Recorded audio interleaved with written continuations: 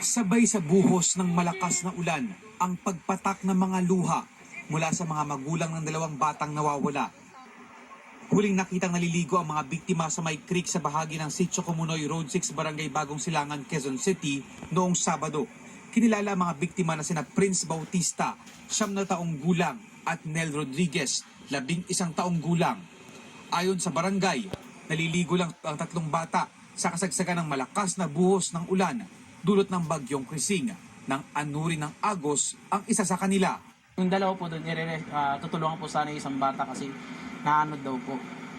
Then, yung oras na yun, tutulungan na sana, yung dalawang bata, sila na yung naagos sa ilog na yun, mga oras na yun. Tapos yung isang bata, yun yung na-rescue.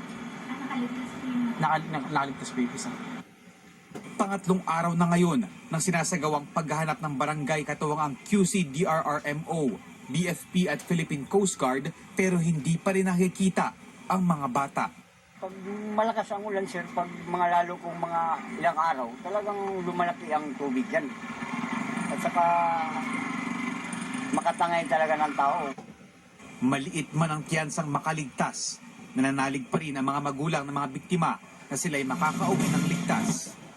Masakit kasi parang sa sitwasyon niya, na wala kami doon. Hindi mo alam kung anak mo baka kumain. Kung nasan siya, ganun. Yung nahihirapan ba siya.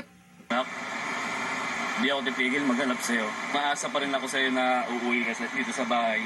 Matakbo sa utak ko, sana mapagpag sila sa makampang na ako din na kunin siya, silang dalawa, sana masama pa rin silang dalawa nun. Nabuhay sila? Opo, yun ang pagpapasok utak ko eh. Nabuhay po talaga sila.